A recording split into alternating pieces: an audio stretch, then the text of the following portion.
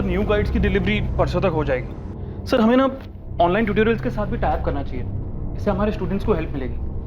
हाँ जोगिंदर, जरूर करना चाहिए, पर फिर फीस भी तो बढ़ानी पड़ेगी। सर फीस बढ़ाने के बजाय हम बैचेस बढ़ा सकते हैं। क्लासेस बढ़ेंगे तो स्टूडेंट्स बढ़ेंगे, तो रिकवर हो जाएगा। इस बैच के खत्म होने से पहले हम नया बैच शुरू नहीं कर सकते, और फिर क्लासेस बढ़ाने के बाद भी तो फीस बढ़ानी पड़ेगी ना, वरना कोई मतलब नहीं है। देखो, हम इन स्टूडेंट्स को बैंक एग्जाम के लिए तैयार करते हैं, जिससे ये जॉब लेके सारी जिंदगी पैसा कमाते हैं, इसलिए थोड़ी एक्स्ट्रा फीस तो भर ही सकते हैं नहीं? हाँ सर, बात तो सही है। सर अगर आप फीस बढ़ा ही रहे हैं तो स्टाफ की सैलरी भी बढ़ा दीजिए। चलो अभी चलते हैं, लेट हो रहा है। Yes sir. Geeta, ji sir. तुम साथ चल रही हो या बाद में लॉक करके आओगी? नहीं सर, चल रही हूँ, बस हो गया।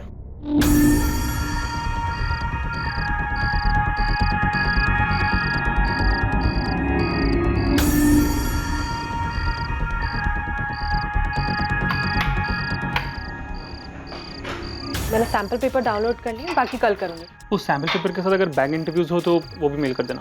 हाँ ठीक है। Thank you. चलो कल मिलते हैं। Yes sir. Good night. Good night sir.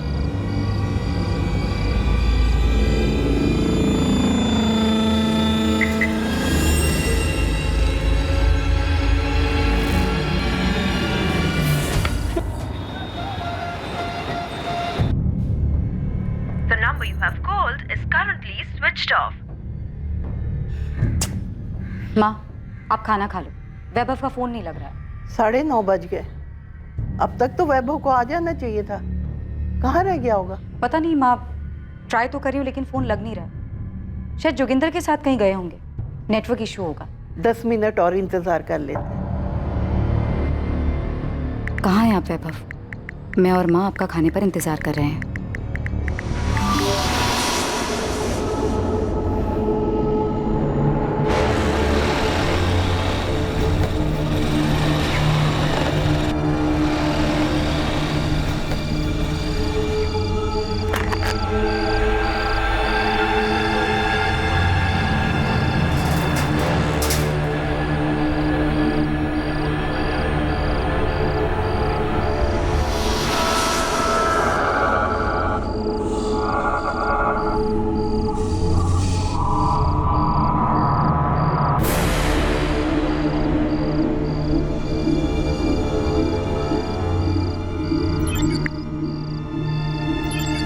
The number you have called is currently switched off.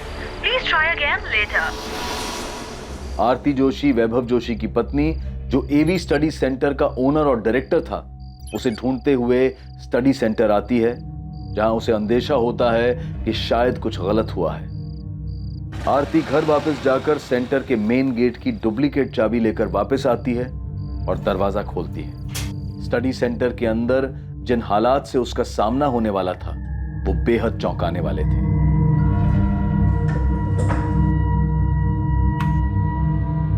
वैभव,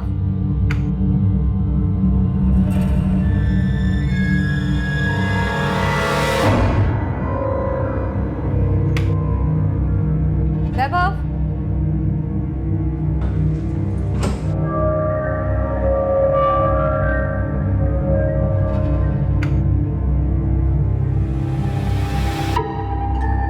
वैभव,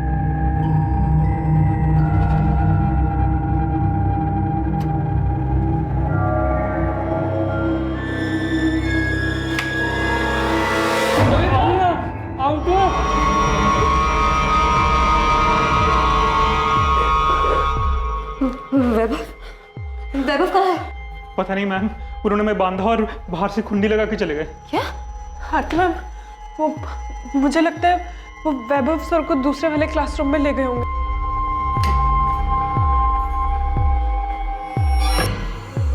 जोगिंदर, गीता, क्या क्या हुआ है यहाँ? ये सब किसने किया?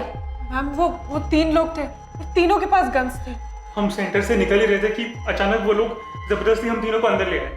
उनमें से 2 लोगों ने मुझे और गीता को क्लासरूम 1 में बांधा और वो तीसरा आदमी वैभव सर को अपने साथ ले गए। ये लोग वैभव को कहाँ ले गए होंगे? मैम हमें नहीं पता वो वैभव सर को कहाँ ले गए, या उनके साथ क्या किया? हमें दूसरे कमरे में बंद करके बाहर से कड़ी लगाकर चले गए। वो 3 थे, उनमें से 2 हमें क्लासरूम में लेकर गए और बांध दिया। उसके बाद वो तीसरा आदमी भी वहाँ। तुम्हें उन तीनों की शक्लें याद हैं? शक्ल दिखी ही नहीं, उन तीनों का चेहरा कपड़ों से ढका हुआ था। वैभव कहाँ है? कहाँ ले गए वो लोग उन्हें? आरती मैम, हमें नहीं पता वैभव सर कहाँ है। गीता, तुम्हारे साथ कोई सेक्सुअल असॉल्ट, कोई जोर जबरदस्ती की उन्होंने? होगा, फिर ऐसा कुछ नहीं हुआ। हमारे लास्ट बैच की क्लास 7:30 बजे खत्म हुई थी। वैभव सर और मैं बैच और क्लासेस को लेकर कुछ नए एडिशनल मटेरियल के बारे में बात कर रहे थे। सर मैंने भी अपनी लास्ट क्लास खत्म की और फिर हम तीनों घर जाने के लिए निकले। गीता, जोगिंदर, आप दोनों यहाँ पे पढ़ाते हैं? Yes sir. फिर क्या हुआ? तो फिर वैभव सर और गीता कार की तरफ गए और मैं बाहर निकलकर गेट खोलने गया, और सर जैसे ही मैंने गेट खोला और टर्न किया तो तभी अचानक से वो तीनों हाथ में गन लिए, चेहरा ढके हुए, और हमें गन पॉइंट पर जबरदस्ती सर अंदर की तरफ ले गए। और सर उन्होंने जबरदस्ती वैभव सर से सेंटर का लॉक खुलवाया। सर वो लोग हमें यहाँ से क्लासरूम की तरफ लेकर गए थे। उन तीनों में से एक आदमी जो बाकी दोनों को ऑर्डर दे रहा था, उसने उन दोनों को हमें इस कमरे में बंद करने को कहा। मुझे वैभव की चिंता हो रही है। पता नहीं ये लोग कौन है, क्या चाहते हैं। ये तो आप ही लोगों को बताना होगा कि वो लोग कौन हो सकते हैं। सर, डायरेक्टर केबिन में बैग मिला है, इसमें 3 मोबाइल। मैम ये फोन तो मेरा है। और मैम ये फ़ोन मेरा है। ये फोन तो वैभव का है। आरती जी, आपके कोचिंग सेंटर में कहीं सीसीटीवी लगा? नहीं सर।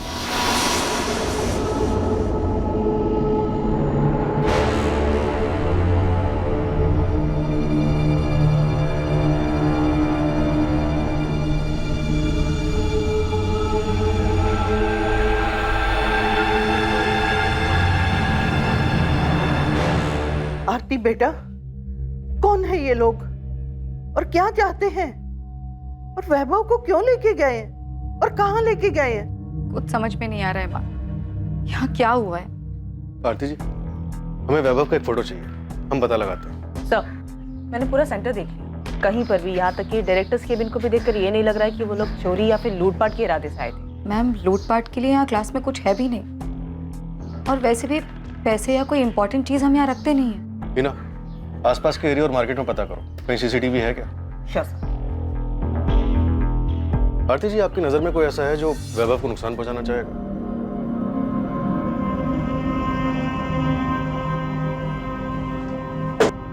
आरती जी, हमने जोगिंदर और गीता से 3 बार पूछताछ की। उनके बयान से यही सामने आया है कि वो तीनों नकाबपोश आपके पति वैभव जोशी के लिए आए थे। लेकिन क्यों?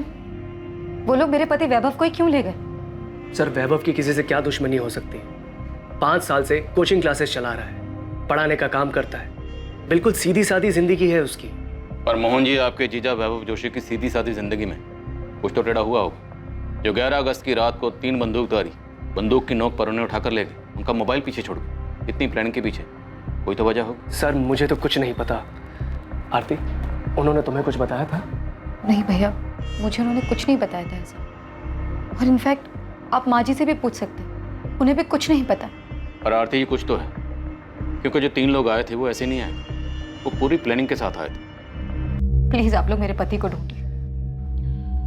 मीनाक्षी जी, आपका और आरती जी का फोन सर्वेलेंस पे डाल दिया, लैंडलाइन फोन भी टैप किया जा रहा है। फिर आरती का कॉल आते ही हम उन लोगों तक पहुंचेंगे और वैभव को सही सलामत वापस लेकर आने की पूरी कोशिश करेंगे। पर वैभव को कौन किडनैप करेगा और क्यों? वैभव को कभी किसी से कोई धमकी मिली, कोई दुश्मनी या फिर कोई झगड़ा? नहीं, वैभव ने ऐसा मुझे कुछ नहीं बताया। पार्वती जी, किशोर जी, आप तो उसकी बहन और जीजा हैं, क्या वैभव ने कभी कुछ शेयर नहीं किया? हमें इस बारे में कुछ भी नहीं पता, और भैया ने हमें कभी बताया भी नहीं इस बारे में कुछ। हो सकता है आरती भाभी को कुछ बताया हो। इस बारे में वो भी कुछ नहीं जानता। सर, मैंने कोचिंग क्लास के आसपास का एरिया, पूरा मार्केट छान मारा, यहाँ कहीं भी सीसीटीवी नहीं मिला, और यहाँ कोई एटीएम भी नहीं है कि उसके सीसीटीवी से हमें कुछ मिल जाता। पहली बार आरती 10:45 पौने 11 बजे सेंटर पर आई, फिर चाबी लेकर 11 बजे दोबारा आई, तो मतलब वो 11 बजे से पहले ही वैभव को ले गए होंगे। आसपास के लोगों से, दुकानदार से पता किया? सर, मैंने मार्केट के लगभग सभी दुकान वालों को वैभव की फोटो दिखाई, सबका यही कहना है कि किसी ने कोई खास ध्यान नहीं दिया। 9-10 बजे तक लगभग सभी दुकानें बंद भी हो जाती हैं। उसके बाद वो लोग वैभव को कहीं लेके गए होंगे तो ज्यादा लोग रास्ते पर रहे नहीं होंगे। ठीक है, सेंटर के लोगों से बात करनी पड़ेगी। इस कोचिंग सेंटर में कुछ तो अजीब हुआ। 11 अगस्त की घटना निश्चित तौर पर एक ऐसे हैरतअंगेज जुर्म की तरफ इशारा कर रही थी, जहां 3 हथियारबंद नकाबपोशों ने हमला तो किया, लेकिन जोगिंदर और गीता को बिना नुकसान पहुंचाए सिर्फ वैभव जोशी को साथ लेकर फरार हो गए। यह घटना क्या वाकई किडनैपिंग की थी या सिर्फ वैभव जोशी को चोट पहुंचाने की एक सोची समझी साजिश? अरविंद, 5 साल पहले जब ये कोचिंग सेंटर खुला था, आप तब से यहाँ पर काम कर रहे हैं? जी। तब तो आप सब कुछ जानते होंगे, सेंटर को, सेंटर के लोगों को। जी सर, मैं यहाँ पे सबसे पुराना हूँ। तब तो आप ये भी जानते होंगे कि जो कुछ भी हुआ है वो अचानक नहीं हो सकता। मैं भी कुछ ऐसे ही सोच रहा था सर। ऐसा कुछ मतलब सर, मैं और जोगिंदर भी यही बात कर रहे थे कि उन लोगों ने वैभव सर को ही क्यों चुना। साथ में जोगिंदर और गीता भी तो थे। करेक्ट, पर हम वैभव की माँ मीनाक्षी जी और उनकी बीवी आरती दोनों के मोबाइल के साथ साथ लैंडलाइन भी टैप कर रहे हैं। अभी तक फिरौती का कोई कॉल नहीं आया कि ये किडनैपिंग पैसों के लिए तो नहीं हुई, माजरा कुछ और। आपको क्या लगता है? मुझे भी ऐसे लगा था सर जब मैंने जोगिंदर से बात की थी। अरविंद, एक सेकंड के लिए तो लगा कि वो लोग मुझे मार देंगे, और जिस तरह से वो गीता को देख रहे थे लगा कि बहुत गलत होने वाला है। वो 3 लोग आए और सिर्फ वैभव सर को ले गए। तुम दोनों को कुछ नहीं किया, ऐसे ही छोड़ दिया। तो आपको जोगिंदर को क्या लगता है, कौन कर सकता है? किसी पे शक? एक्चुअली वो गीता और वैभव सर का दोनों का अफेयर है? यस सर, मैंने खुद देखा।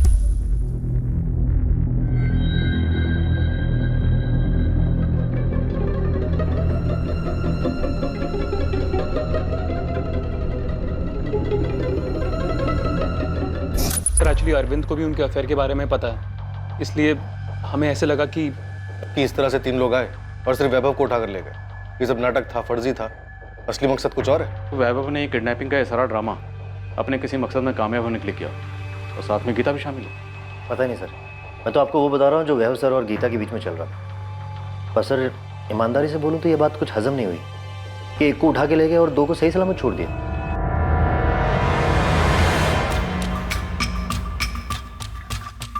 हम वैभव और गीता के कॉल रिकॉर्ड्स देख रहे हैं कि क्या उन्होंने किसी हिस्ट्री शीटर को हायर किया था ऐसा कुछ करने के लिए। बाकी तो अपने लेवल पे पता कर। ठीक है साहब, मैं अपना नेटवर्क काम पे लगा देता हूँ। बाकी अगर ये अंदर की मिली भगत है तो मुझे लगता नहीं कि किसी हिस्ट्री शीटर को ये काम दिया होगा, बल्कि 99.9% बोल सकता हूँ कि गन भी नकली होंगी। अपनी थ्योरी लगाना बंद कर उस्मान, और जो बोला है वो पता कर कि क्या ऐसा कुछ कोई ड्रामा था, और इस ड्रामे को खेलने के लिए क्या किसी हिस्ट्री शीटर को हायर किया गया था।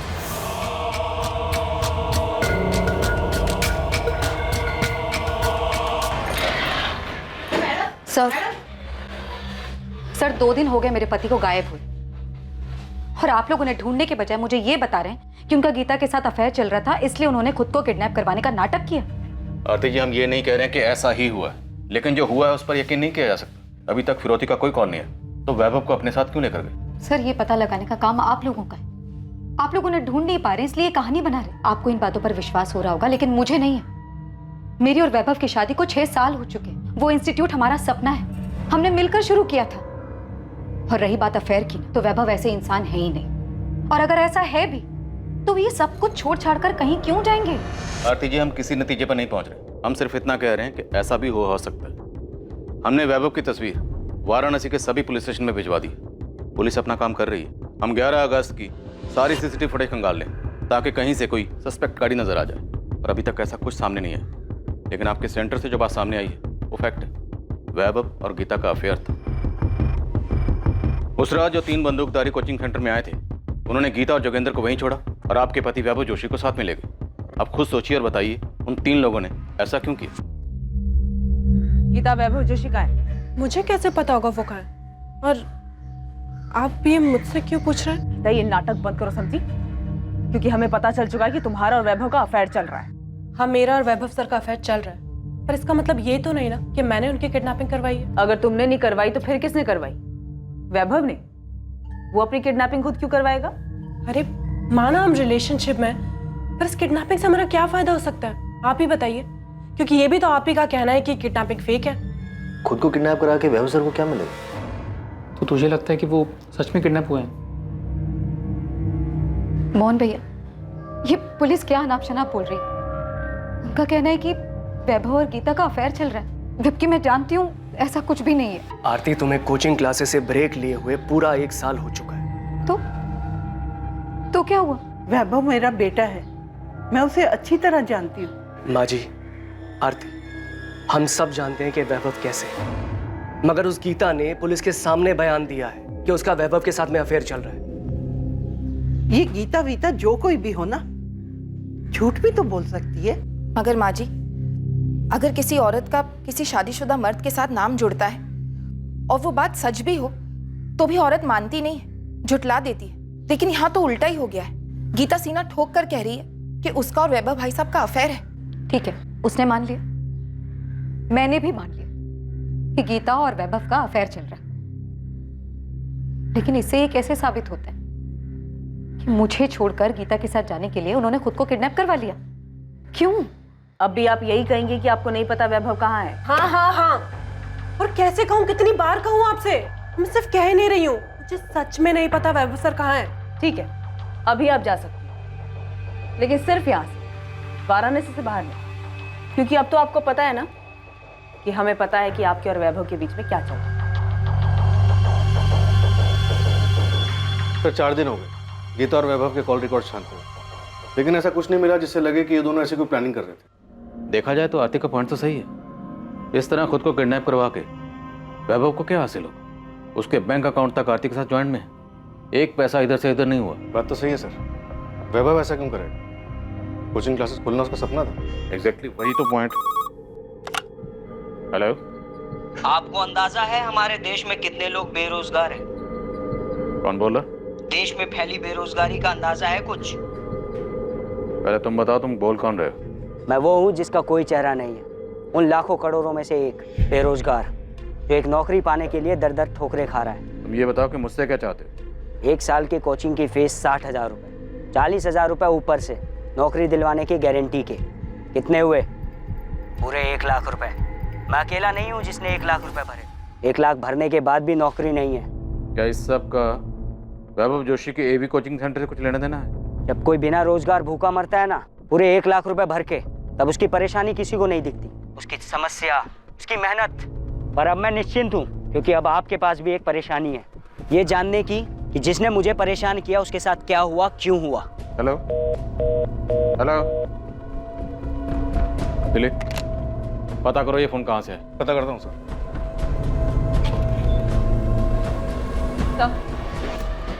ललिता पांडे। अब कौन सी नई गुत्थी लाई? सर गीता से पहले एक और लेडी टीचर थी कोचिंग क्लास में, 2 साल पहले एवी स्टडी सेंटर में पढ़ाती थी। पक्का ललिता, ये महीना जाने दो, अगले महीने तुम्हारी सैलरी बढ़ाने के बारे में पक्का बात करें और देखते हैं कितनी बढ़ा सकते हैं। Thank you Vaibhav sir. मेरी कुछ समझ में नहीं आ रहा तुम क्या बोल रही हो। मैं बस ये जानना चाहती हूँ कि तुम्हारे और ललिता के बीच क्या चल रहा है। क्या चल रहा है?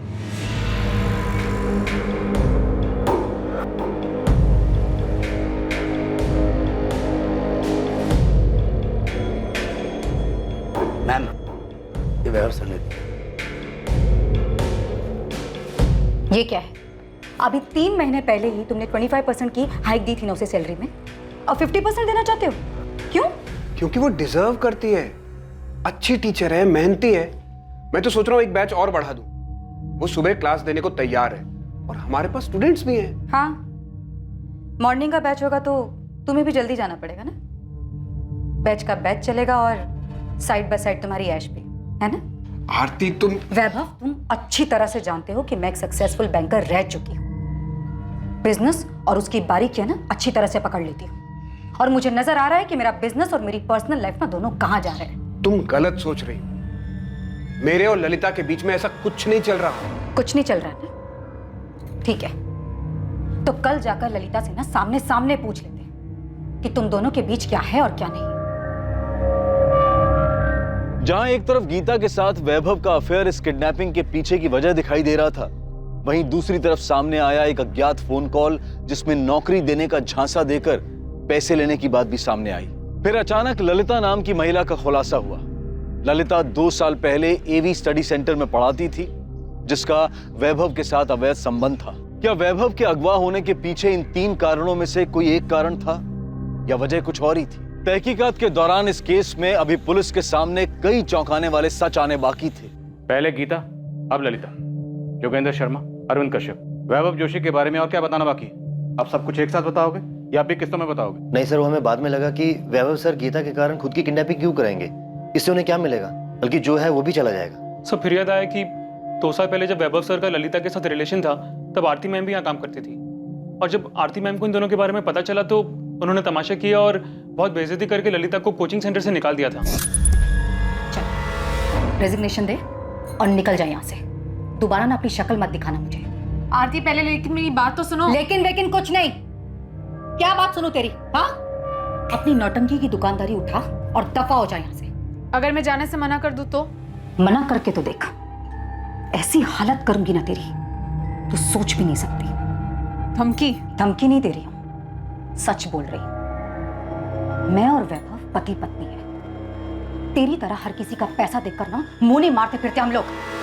निकल जा यहाँ से, वरना तेरे बाल खींचकर घसीटते हुए तुझे धक्के मार कर निकालूंगी यहाँ से। Get out!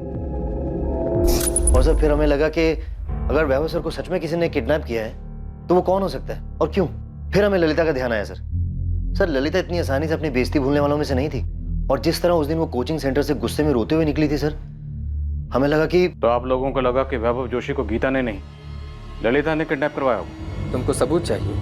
सबूत नहीं, बस कंफर्म कर रही हूँ कि काम हुआ या नहीं। तुमने उसे ठिकाने लगा दिया? हाँ, लगा दिया। पक्का? तुमने ये काम किसी और पे तो नहीं छोड़ा? नहीं, मैंने खुद किया है। तुमको हम पे भरोसा नहीं है क्या? यकीन करो, हमने काम पूरा कर दिया। तुमको डरने की जरूरत नहीं, सब ठीक से हुआ है। कहाँ रहती है ललिता? सर इलाहाबाद। उसका फोन नंबर, एड्रेस सब लिखो और उसकी फोटो भी चाहिए। सर, एक बुरी खबर है। इलाहाबाद के Azad Nagar police station area में एक डेड बॉडी मिली। और वो डेड बॉडी वैभव जोशी की है? जी सर। मतलब ये झूठा किडनैपिंग का नाटक नहीं था। जोगिंदर और गीता की तरह इसके भी हाथ और मुंह बांधा गया था। Yes sir. सब आजाद नगर पुलिस स्टेशन हमें बॉडी हैंड ओवर कर रही है। 14 वार किए गए, इतनी बेरहमी से। इस बेरहमी की कोई तो वजह होगी। अगर उन्होंने उसे मारना ही था तो कोचिंग सेंटर में क्यों नहीं मारा? 3 घंटे का रास्ता तय करके इस तरह इलाहाबाद क्यों लेकर गए? हत्यारे वैभव को अगवा कर कत्ल करने के मकसद से ही आए थे, लेकिन इस जुर्म को अंजाम देने वाले अपराधी से पुलिस की इन्वेस्टिगेटिंग टीम न सिर्फ अनजान थी बल्कि कोसों दूर थी। वैभव जोशी की जिंदगी से जुड़े कई और पक्ष अब पुलिस के सामने आने वाले थे।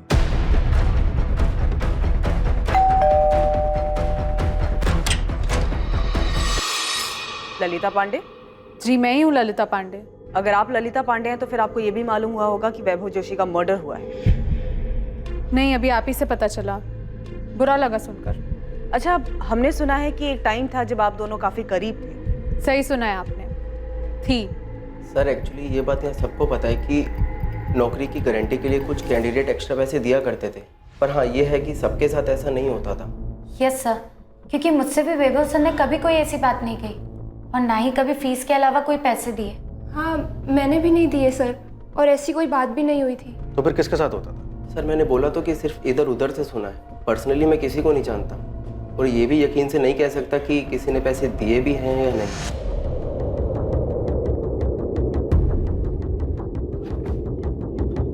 सर मुझे कुछ बताना था आपको। वो तो मैं तुम्हारी शक्ल देखते समझ गया। बोलो। सर मैंने भी जॉब गारंटी के लिए वैभव सर को पैसे दिए थे। देखो योगेश, ये लीगल तो है नहीं कि लिख के दे दूं कि नौकरी मिल जाएगी।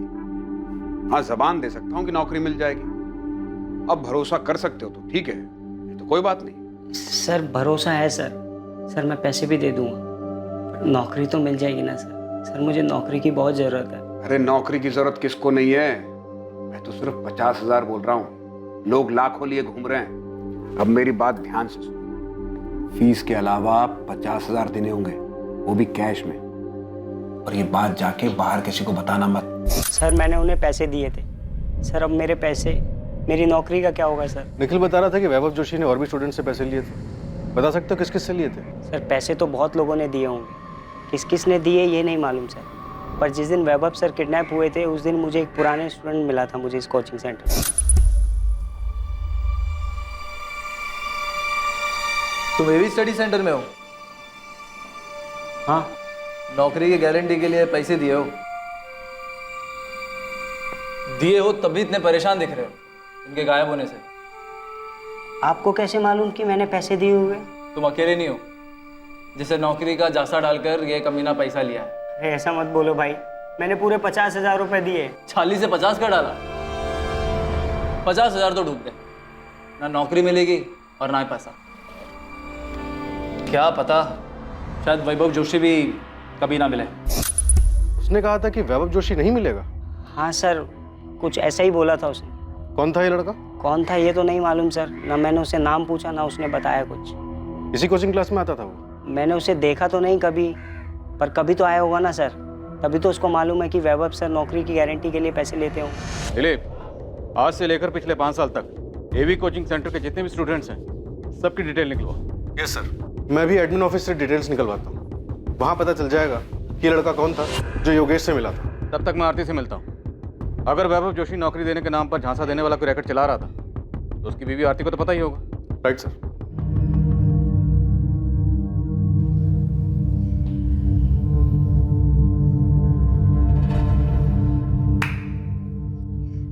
सही काटा फेंका ना, अब वो अपने आप रास्ता ढूंढते रहेंगे। अबे एक्टिंग क्या कर रही तूने यार, जबरदस्त एकदम।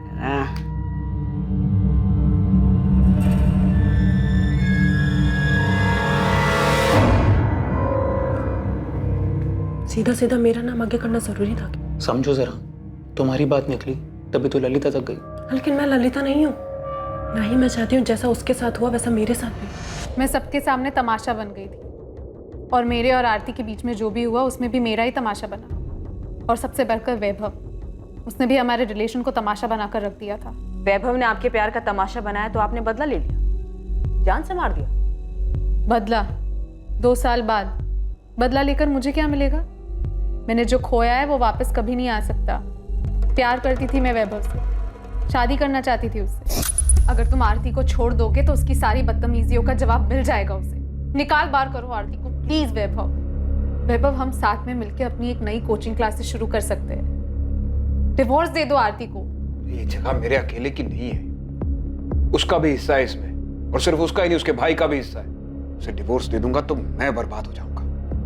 मैं उस कमीनी ललिता को ना क्लासेस से निकाल रही हूँ। अगर तुमने उसे वापस रखने के लिए कोई भी गेम खेला ना वैभव, सच में मैं भाई से बोल दूंगी कि अपने शेयर वापस ले ले। मैंने अपनी सारी ज्वेलरी, अपनी सारी मेहनत की कमाई, सब कुछ लगा दिया इस जगह को खरीदने के लिए। ललिता को मैं निकाल रही हूँ, और उसे वापस रखने के लिए अगर कोई भी चाल चली ना तुमने, तो ये जितना भी कुछ है ना सब छीन लूंगी, बर्बाद कर दूंगी तुम्हें। तुम तो बहुत ही घटिया आदमी निकले, कायर किस्म के। प्यार नाम की कोई चीज नहीं है तुम्हें। प्यार तो क्या, तुम्हारे अंदर विल पावर तक नहीं है कि तुम अपने भरोसे, अपने दम पर मेरे साथ अपनी एक नई कोचिंग क्लासेस खड़ी कर सको। तुम्हें जो समझना है समझो, लेकिन अच्छा यही है कि तुम चली जाओ यहां से।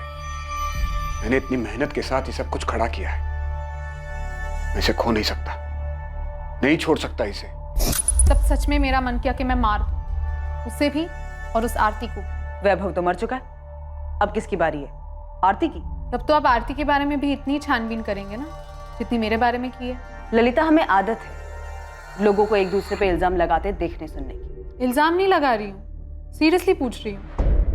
आपको क्या लगता है आरती अपने पति का मर्डर नहीं करवा सकती?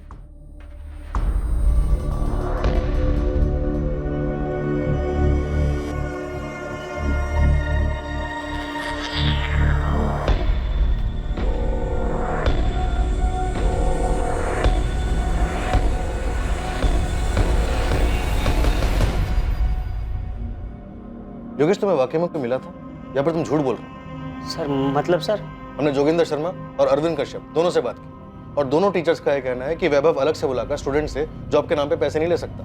सर अगर आपको ऐसा लगता है तो आपको हमारे पास आकर पूछना ही नहीं चाहिए था सर कि सर नौकरी के बदले पैसे लेते थे या नहीं। आप सीधा जोगिंदर सर या अरविंद सर से ही पूछ लेते। साहब, हिस्ट्री शटर मार्केट तो पूरा छान मारा हमने, पर अभी तक कहीं से भू नहीं है कि वैभव जोशी को किडनैप करने और मारने के लिए किसको हायर किया गया था। आपको किसी कॉल रिकॉर्ड से कुछ नहीं मिला क्या?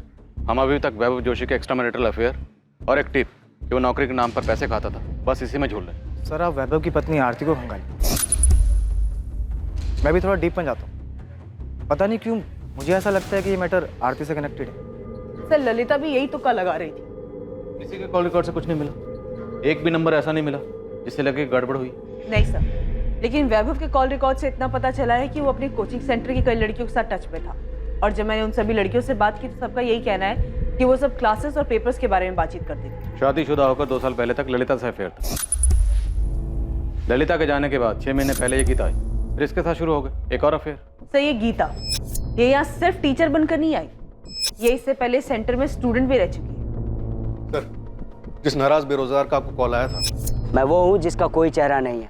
उसका नाम, एड्रेस सब फर्जी।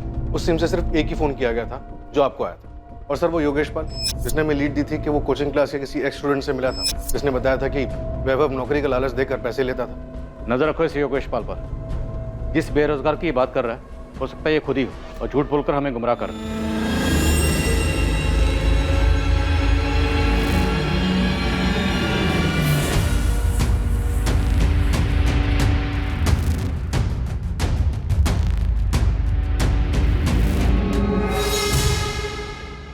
तो आप ये कहना चाहती हैं कि आरती ने खुद मेरे बेटे अपने पति को मार डाला? देखिए अभी तक ऐसा कुछ सामने तो नहीं आया है कि किसने किया है, आपकी बहू आरती ने या किसी और ने। क्या लगता है आपको, आपकी बहू आरती ऐसा कुछ कर सकती है? किशोर, वैभव आपका काफी अच्छा दोस्त था। जी सर, हम दोनों एक दूसरे के बहुत करीब थे। जीजा साले कम दोस्त ज्यादा थे। पार्वती जी, आपको क्या लगता है कौन मार सकता है वैभव? क्योंकि हमें अभी तक कोई भी खास सुराग नहीं मिला कि आरती का हाथ हो सकता है वैभव को मरवाने में। हाँ सर, मुझे पता था वैभव स्टूडेंट्स को चीट कर रहे थे, जॉब का प्रॉमिस करके उनसे कैश लेते थे। ऐसे एक नाराज स्टूडेंट का फोन आया था मुझे। कोई भी नाराज होगा। और ये सब तब शुरू हुआ था जब मैंने अर्थराइटिस की वजह से क्लासेस से ब्रेक लिया था। और उस एक साल में वैभव बहुत बदल गए थे। वो सिर्फ बेईमान ही नहीं हुए थे, बल्कि काम को लेकर अपने सारे एथिक्स, रिस्पॉन्सिबिलिटीज सब भूल गए थे। हमारी शादी को 1 ही साल हुआ था, तो हमने सोचा कि मिलकर क्लासेस स्टार्ट करेंगे, उसे एक अच्छा इंस्टीट्यूट बनाएंगे। उसके लिए हमने मेहनत की सारी कमाई, सारी सेविंग्स सब लगा दी, लेकिन वैभव ने सब बर्बाद कर दिया। वैभव का मर्डर आपने किया? क्या? ये आप क्या कह रहे? मैं उनका मर्डर क्यों करूंगी? मैं जानती हूँ कि वो बेईमान हो गए थे, गलत चीजों में पड़ गए थे, अफेयर शुरू हो गए थे उनके, वो स्टूडेंट्स को चीट कर रहे थे, लेकिन फिर भी उनका मर्डर करके मुझे क्या मिलेगा? ये आपके कॉल रिकॉर्ड्स। इन कॉल रिकॉर्ड्स के मुताबिक आपके और आपके भाई मोहन के बीच में अचानक से बहुत ज्यादा बातें होने लगी, जो कि पहले नहीं होती थी। सर, मेरे भैया कोचिंग क्लासेस में शेयर होल्डर हैं और क्लास शुरू करने के लिए ना अच्छे खासे पैसों की जरूरत होती है, तो बस उन्होंने शुरू में एज साइलेंट पार्टनर हमारे साथ इन्वेस्ट किया। आरती जी, या तो आप मेरा सवाल समझी नहीं या फिर शायद समझना चाहती नहीं। मेरा सवाल यह है कि आप दोनों भाई बहन के बीच में अचानक से इतनी ज्यादा बातें क्यों होने लगी? सर, मोहन मेरे भाई है, मैं उनसे कभी भी बात कर सकती हूँ। और अर्थराइटिस की वजह से जो मैंने ब्रेक लिया था क्लास से, तो एडमिनिस्ट्रेटिव मैटर्स में मुझे उनकी हेल्प लगती थी। अच्छा ये बताइए कि अगर वैभव नहीं रहते तो कोचिंग सेंटर पर पूरा मालिकाना हक आपका और आपके भाई, अब दोनों का ही होगा ना?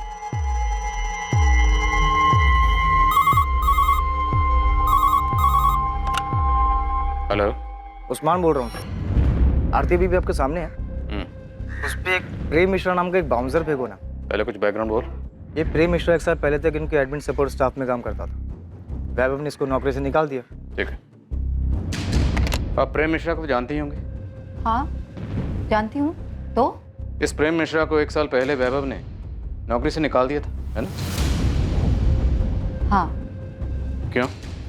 पता नहीं, वैभव ने बताया था कि प्रेम ने कुछ फ्रॉड किया था। नोटिस पीरियड की जरूरत नहीं है, अपना रेजिग्नेशन लेटर दो, कल यहाँ मत आना। वैभव ने मुझे नहीं बताया था कि प्रेम ने एग्जैक्टली किया क्या था, लेकिन उसे नौकरी से निकालने का फैसला वैभव का ही था। प्रेम मिश्रा तो आपके कोचिंग सेंटर में सपोर्ट स्टाफ था ना? जी। तब भी वैभव ने आपको वजह बतानी जरूरी नहीं समझी? आफ्टर ऑल आप भी तो कोचिंग सेंटर में एडमिन इंचार्ज थी। वैभव ने प्रेम को कई बार जाली साइन करते हुए और चेक से पैसे निकालते हुए पकड़ा था। अब ये तो प्रेम मिश्रा ही बताएगा कि उसने क्या घपला किया था। ये सारे सवाल आप मुझसे क्यों पूछ रहे हैं? बेफिक्र रहिए, ये सारे सवाल हम प्रेम मिश्रा से भी पूछेंगे उससे कि उसने क्या घपला किया था।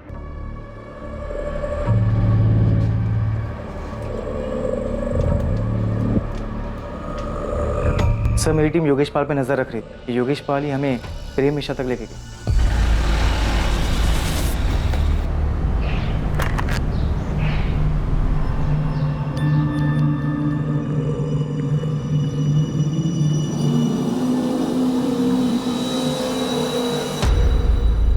साहब, उसी दिन मुझे योगेश पे शक हुआ। सोचा देखे आखिर ये चीज़ क्या है। देखो तो साहब क्या निकला, एक्स स्टूडेंट नहीं एक्स एम्प्लॉय के साथ मिला जिसे नौकरी से निकाला गया।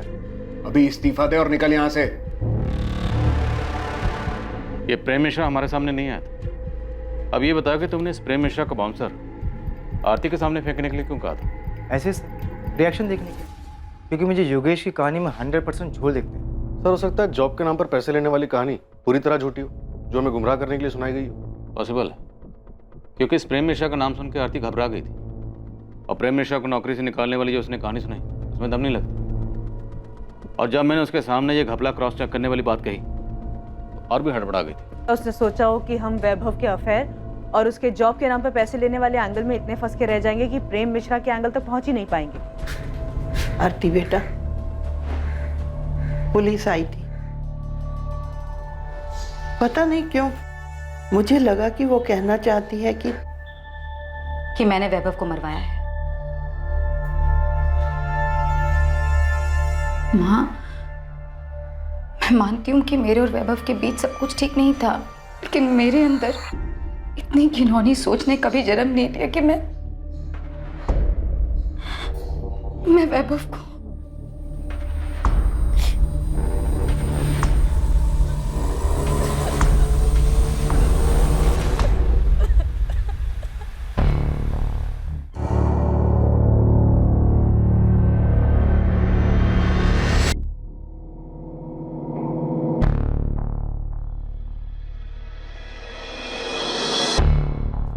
मैडम ने आप लोग को बुलाया है।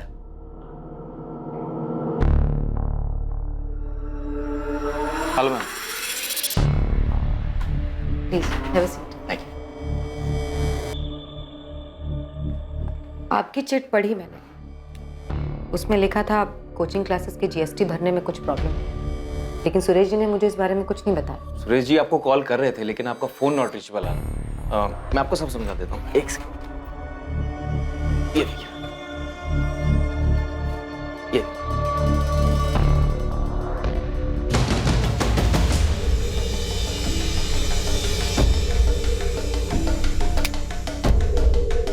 कहाँ? कोचिंग सेंटर में? कब? सर आपको वैभव जोशी याद है? हाँ, वो एवी कोचिंग सेंटर वाला ना? हाँ सर, उसकी बीवी आरती जोशी का मर्डर हो गया। कब? कहाँ? सर कोचिंग क्लासेस, उसके खुद के केबिन में। सर वीना क्राइम स्पॉट पर पहुंच रही है। ये आरती बेल पर बाहर थी? Yes sir. आप मुझ पर ये इल्जाम नहीं लगा सकते।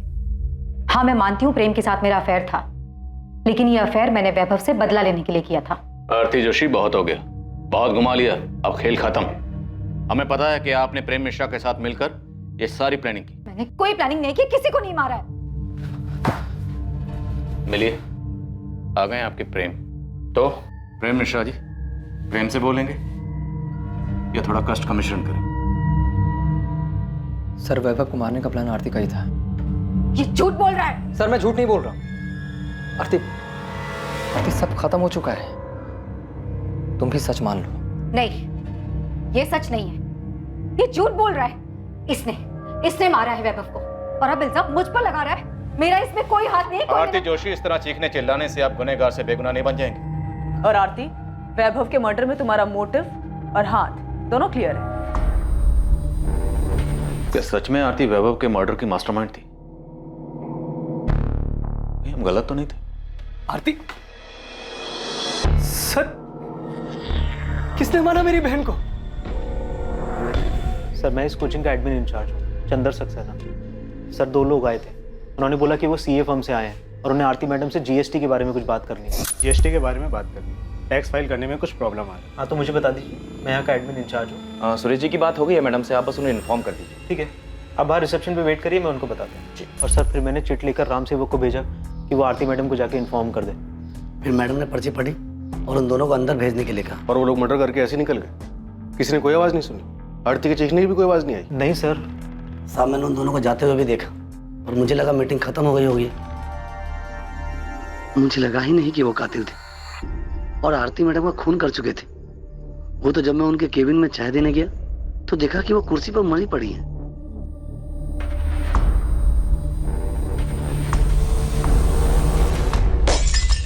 तुमने नहीं भेजा, पर तुम्हारी आरती से बात हुई थी ना कि जीएसटी को लेकर कुछ क्या?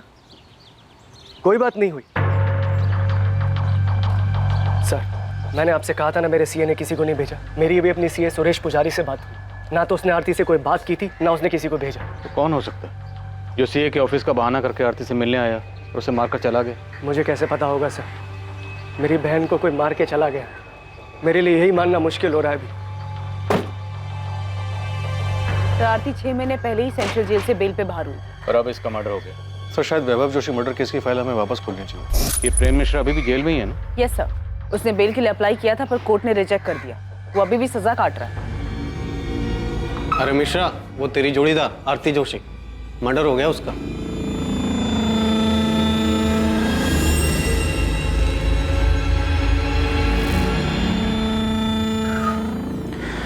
किसी ने सच ही कहा है, जैसी करनी वैसी भरनी। क्या आरती का कत्ल वाकई में जैसी करनी वैसी भरनी का मामला था? 2 साल पहले वैभव जोशी का कत्ल हुआ और अब उसकी पत्नी आरती जोशी का भी। जी ठीक है, पुलिस स्टेशन जाना होगा मुझे अभी। पुलिस के कुछ सवालों के जवाब देने हैं। आपको आरती को ऑफिस एडमिनिस्ट्रेशन के इश्यूज संभालने के लिए कहना ही नहीं चाहिए था। मैंने नहीं कहा था उसको, खुद गई थी वो। मुझे समझ में नहीं आ रहा है कि उसे उनसे मिलने की जरूरत क्या थी। सीए के ऑफिस से लोग आए थे ना, मना कर देना चाहिए था यार। आपको ना उस गीता से पहले ही दूरी बना लेनी चाहिए थी। अरे पहले मुझे पुलिस को हैंडल करने दो, देखते हैं क्या सवाल पूछते हैं लोग।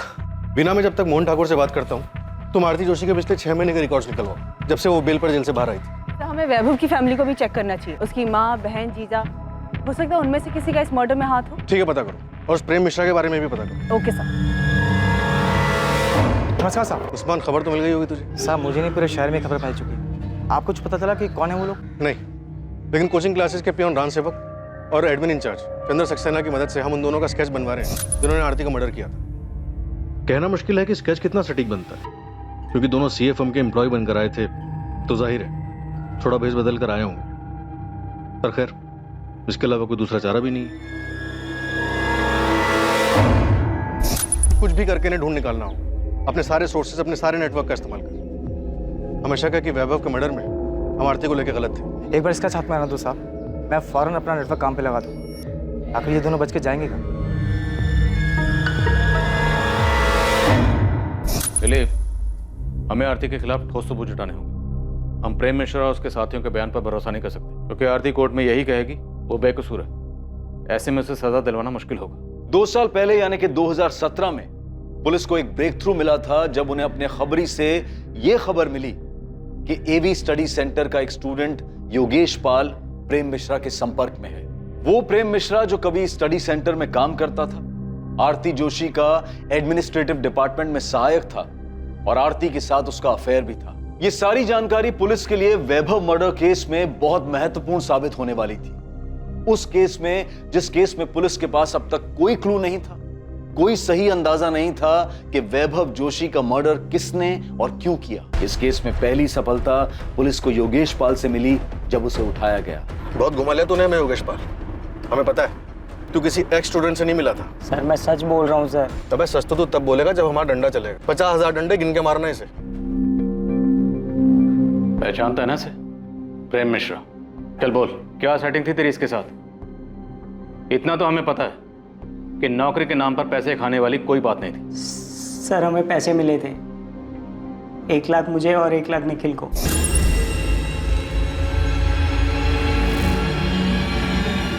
किसने दिए थे? प्रेम मिश्रा ने? हाँ सर।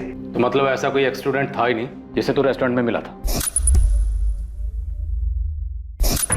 नहीं सर। पुलिस स्टेशन में जो फोन आया था वो किसने किया था?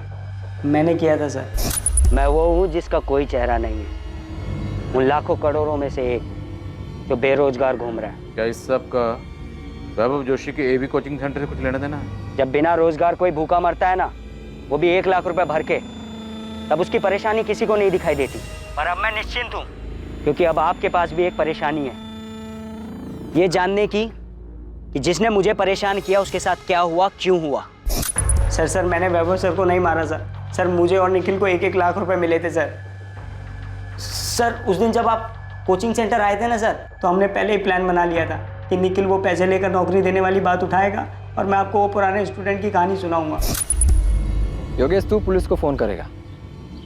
उसके बाद जब पुलिस पूछताछ के लिए स्टडी सेंटर आएगी तो निखिल तू पैसे लेकर के नौकरी देने वाली बात को हवा देगा। फिर तू पीछे से पुलिस के पास जाएगा और आग में घी डालेगा कि तुझे एक स्टूडेंट मिला था और उन्हें हिंट देगा कि वैभव को शायद उसी ने मारा।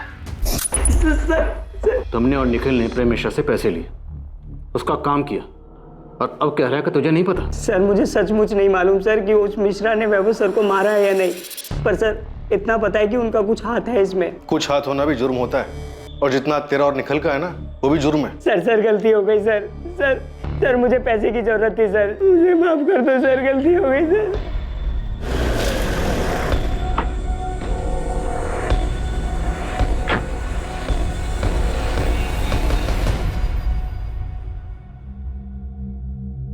प्रेम मिश्रा। जी। योगेश पाल और निखिल कनौजिया हमारी कस्टडी में है। तुझे याद करके बहुत रो रहे हैं। चल। आरती, तुम्हें क्या लगा था कि हम कभी इस एंगल में जाएंगे ही नहीं, कि एक पत्नी अपने ही पति की किडनैपिंग और मर्डर की प्लानिंग कर सकती है? ये सब झूठ है, मैंने ऐसा कुछ नहीं किया। मैंने अपने आज तक के पुलिस के करियर में किसी भी मुजरिम को नहीं देखा कि अब एक बार में अपना जुर्म कबूल कर ले। सर वैभव को मारने का प्लान आरती का था। ये झूठ बोल रहा है। आरती, सब खत्म हो चुका है, तुम भी सच मान लो। नहीं, ये सच नहीं है। इसने मारा है वैभव को और अब सारा झूठा इल्जाम मुझ पर लगा रहा है। मैंने कोई प्लानिंग नहीं, मैंने किसी को नहीं मारा है। आप लोग सब लोग मिलकर मुझे फंसाने की कोशिश कर रहे हैं। हाँ, ये झूठी कहानी बना रहे हैं आप लोग। अरे इसने मारा होगा वैभव को अपने या किसी और फायदे के लिए। प्रेम मिश्रा ने अपना जुर्म कबूल किया और अपने दोनों साथियों के नाम बताए, जिसके आधार पर पुलिस ने प्रकाश वर्मा को अरेस्ट किया। वैभव के कत्ल और किडनैपिंग में प्रेम का दूसरा साथी कमलेश जायसवाल भी पुलिस की गिरफ्त में था।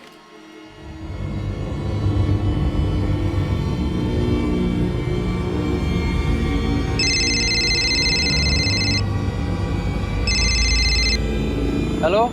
अभी तक पहुंचे क्यों नहीं? वैभव स्टडी सेंटर से निकलने वाला होगा। हाँ बस पहुंच रहे हैं, पास में ही है। याद रखना, सिर्फ वैभव को उठाना है, उसे ही मारना है। हमको अच्छे से पता है क्या करना है, तुम टेंशन मत लो, सब ठीक से हो जाएगा। झूठ बोल रहा है ये। हाँ, हमारा अफेयर चल रहा था, मैंने इसे उस रात कॉल भी किया था, लेकिन वो कॉल किसी किडनैपिंग या मर्डर प्लान के लिए नहीं था। सर ये झूठ बोल रही है, ये सारा प्लान इसी का था। यही मेरे पीछे पड़ी थी कि वैभव को मार देते हैं। किडनैपिंग से लेके मर्डर का पूरा प्लान इसी ने बनाया था।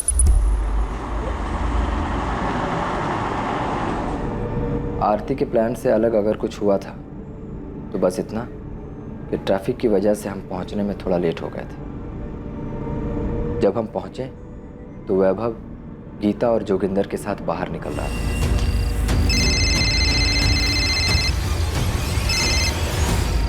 प्रेम, काम हो गया? हाँ हो गया, हम वैभव को लेकर के जा रहे हैं, तुम अपना नाटक शुरू कर दो। जैसा बोला है ना वही करना, कोई गलती मत कर देना। अरे हाँ मेरी जान, तुम टेंशन मत लो, सब वैसे ही होगा। अरे आप इसकी बात सुनी क्यों रहे हैं? मैंने कोई प्लान नहीं किया। झूठ बोल रहा है ये। सर झूठ मैंने ये बोल रही, और सर वैभव को मारने के बदले इसने मुझे 12 लाख रुपए देने का और मुझसे शादी करने का वादा भी किया था। पूछिए इससे। क्या बकवास कर रहे हो तुम? कौन आपके पति को मारकर उसका इल्जाम आप पर डालेगा? आरती जोशी, अब नाटक बहुत हो गया, बंद करो, अपना जुर्म कबूल करो। मैं कोई नाटक नहीं कर रही, मैंने कोई प्लान नहीं किया। नहीं मारा है मैंने वैभव को। प्रेम मिश्रा ने झूठ बोलकर मुझे फंसाने के पैसे लिए हैं।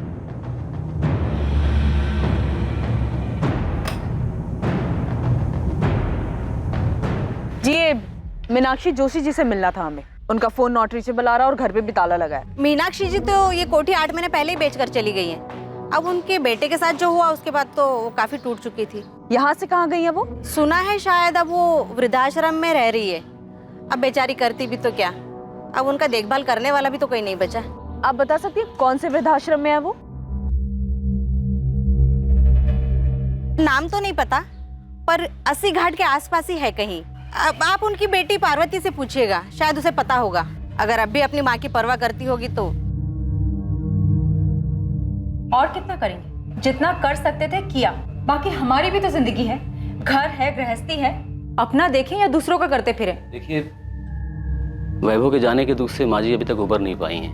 सारा दिन उसके बारे में सोचकर, उसे याद करके परेशान होती रहती हैं। अब आप खुद बताइए, जो चला गया उसके लिए कब तक अफसोस करते रहेंगे? पार्वती, वो तुम्हारी माँ है। हाँ, तो उन्हें भी तो समझना चाहिए ना।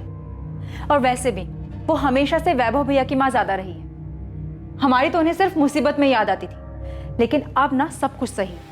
वो वहां खुश है और हम यहाँ पर खुश हैं। हमें ना तो उनसे और ना ही उनकी मुजरिम बहू आरती से कोई लेना देना है। अब लेना देना होगा भी नहीं, क्योंकि आरती का मर्डर हो गया।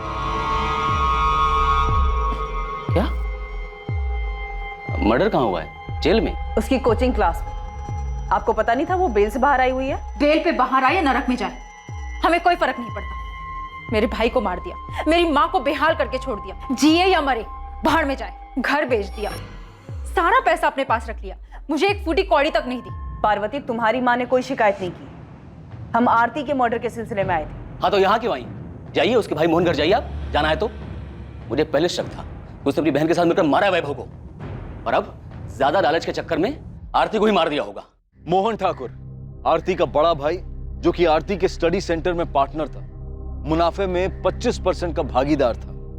क्या आरती के कत्ल और 2 साल पहले हुए वैभव के कत्ल में भी उसकी कोई भागीदारी थी? क्या मोहन ही इन दोनों हत्याओं का मास्टरमाइंड था?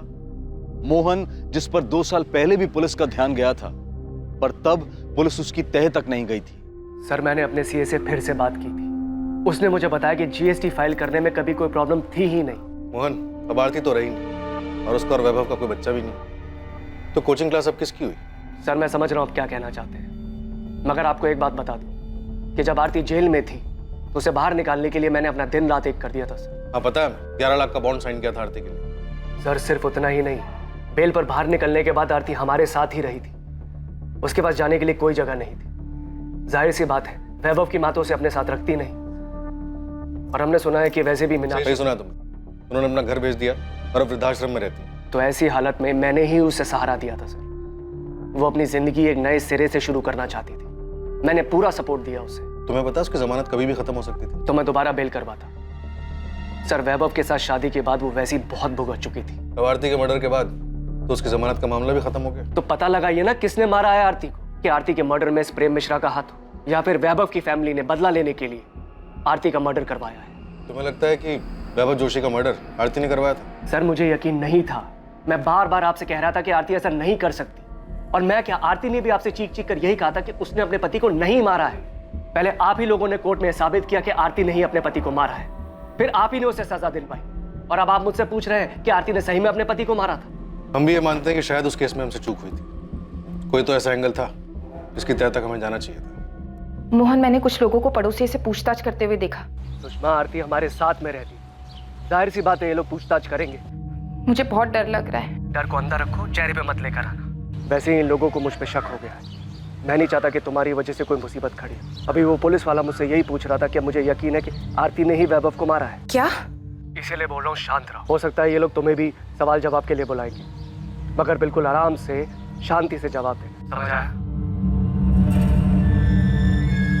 तुमने कहा था कि वैभव का मर्डर आरती का प्लान था, जिसका अब खुद का मर्डर हो चुका है, पर तुम अब भी सजा काट रहे हो। तुम्हें नहीं लगता कि अब तुम्हें सच बता देना चाहिए? सच मतलब पूरा सच। तुमने जानबूझ के आरती को वैभव मर्डर केस में फंसाया था? सजा होने के बाद आप ये सवाल पूछ रहे हैं? हाँ, क्योंकि आरती ने कभी नहीं माना कि उसने वैभव की किडनैपिंग या मर्डर प्लान की थी। उसने आखिर तक कोर्ट में भी यही कहा। मिसेज आरती जोशी, आप पर आपके पति वैभव जोशी को अगवा करने और उनका कत्ल करने और साजिश करने का इल्जाम है। आप ये इल्जाम कबूल करती हैं? सर, मैंने कुछ नहीं किया है, मुझे फंसाया जा रहा है। मेरे पति की किडनैपिंग और मर्डर में मेरा कोई हाथ नहीं है। तुम्हारे कबूल करने के बाद भी आरती ने हमेशा हमारे सामने और कोर्ट में यही कहा कि वो बेकसूर थी। वो बहुत शातिर औरत थी, आखिर तक अपना गेम खेलती रही। वो चाहती थी कि सारा इल्जाम मैं अपने सर ले लूं। शातिर वो थी या तुम? प्रेम चाहे जो कहे, आप लोग चाहे जो माने, लेकिन मैं जानती हूँ कि मैं निर्दोष हूँ। मैंने मेरे पति को नहीं मारा। जिस रात वैभव किडनैप हुआ, आपके और प्रेम मिश्रा के बीच में क्या क्या बातें हुई हम जानते हैं। और सिर्फ वही नहीं, मर्डर के बाद तुम दोनों के बीच में क्या बातें हुई थी ये भी जानते हैं हम। तुमको सबूत चाहिए? सबूत नहीं, बस कंफर्म कर रही हूँ कि काम हुआ या नहीं। तुमने उसे ठिकाने लगा दिया ना? हाँ, लगा दिया है। पक्का? कहीं ये काम तुमने किसी और पर तो नहीं छोड़ दिया? नहीं, मैंने खुद किया है।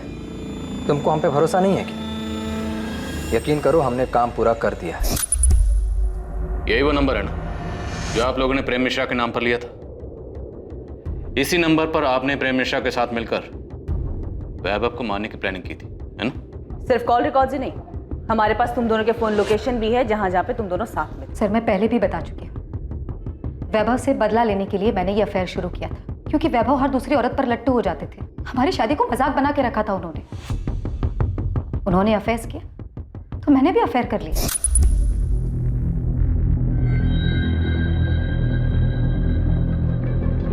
मैं जब प्रेम के साथ थी तब भी मुझे अच्छी तरह पता था कि वैभव मेरा पीछा कर रहा है, मुझ पर नजर रख रहा है। मैं वैभव के चेहरे पर वही दर्द, वही तकलीफ देखना चाहती थी।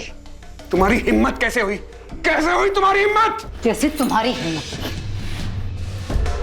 तुम्हें अगर हर दूसरी औरत के साथ सोने से पहले ना मेरी मंजूरी की जरूरत नहीं है ना, तो मुझे भी किसी के भी साथ सोने के लिए तुम्हारी मंजूरी की कोई जरूरत नहीं है। उस प्रेम को तो छोड़ूंगा नहीं मैं। उसकी नौकरी तो गई, उसकी भी जान जाएगी, देखना तुम। मैं भी ललिता को मारना चाहती थी, अब गीता को मारना चाहती हूँ। औरती अपनी हद में रहो तुम। हद में तुम रहो अपनी। तुम्हें क्या लगा? हाँ, सिर्फ तुम मुझे तकलीफ पहुंचा सकते हो। मैं तुम्हें बर्बाद कर दूंगी, समझे तुम? मुझे पता ही नहीं चला कब वैभव से बदला लेते लेते मैं प्रेम को सचमुच पसंद करने लगी थी। वैभव के मना करने के बावजूद मैंने प्रेम के साथ रिलेशनशिप कंटिन्यू किया। तो आपको पता था कि वैभव और गीता का अफेयर था? सिर्फ गीता नहीं, बल्कि मुझे उनके सारे अफेयर्स के बारे में पता था। हमारा बच्चा ना होने की वजह मैं नहीं बल्कि वैभव थे। मैंने फिर भी उनकी इस कमी को इग्नोर किया। क्यों? क्योंकि मैं उनसे प्यार करती थी, एक खुशहाल जिंदगी चाहती थी। मैंने उन्हें नहीं मारा है, और ये सब कुछ जो कॉल रिकॉर्ड्स और मोबाइल लोकेशन आप लोग मुझे दिखा रहे हैं, ये सब कुछ प्रेम ने मुझे फंसाने के लिए किया है। हाँ, हमारी बात होती थी, लेकिन उस बातचीत में कोई प्लानिंग नहीं थी, बल्कि हम आपस की बातें करते थे। लेकिन मुझे ये नहीं पता था कि प्रेम के दिमाग में ये सब चल रहा है। वो एक दिन किसी के साथ मिलकर मुझे फंसाने की कोशिश कर रहा है और यहाँ लाकर खड़ा कर देगा जहाँ पर आपको उसकी सारी बातें सच्ची लगेंगी। ये अदालत आरती जोशी, प्रेम मिश्रा, प्रकाश वर्मा और कमलेश जायसवाल को वैभव जोशी को अगवा करने की साजिश और उसके कत्ल के लिए दोषी पाती है। ये अदालत आरती जोशी को उनके पति वैभव जोशी के कत्ल और किडनैपिंग के जुर्म में 10 साल की सजा सुनाती है। आरती बहुत चालाक औरत थी। भले ही उसने आपके सामने या कोर्ट में अपना जुर्म कबूल नहीं किया, पर आपकी बनाई हुई चार्जशीट के आधार पे ही तो कोर्ट में उसे सजा हुई थी। तो क्या हम गलत थे? हो क्या गया सर आपको? आप क्यों अचानक आरती के बुने जाल में फंस रहे हैं? आरती का मर्डर हो चुका है। अगर ये जाल आरती ने बुना था तो फिर आरती को किसने मारा? उसे उसके किए की सजा मिली है सर, और कुछ नहीं। वैसे आप क्यों उसे बेगुनाह साबित करने पे तुले? वो मुझे सारा इल्जाम अपने सर लेने के लिए कह रही थी। जब हमें यहाँ से निकाला गया अपने वकील से मिलने के लिए, तब आरती मुझसे मिली थी। प्रेम, मेरे पास टाइम बहुत कम है, प्लीज मेरी बात सुनो। कितनी कमीनी निकली तुम।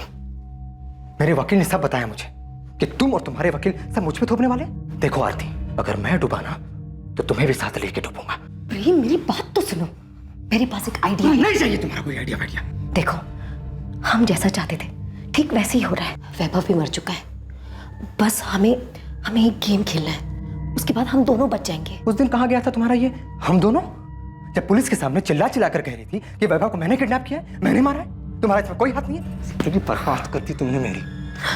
मैंने कोई जिंदगी बर्बाद नहीं की प्रेम। एक बार ठंडे दिमाग से सोच कर देखो, अगर हम दोनों जेल में रहेंगे तो किसी काम के नहीं रहेंगे। वाह, तो अब तुम ये चाहती हो कि मैं जेल जाऊं और तुम बाहर मजे करो?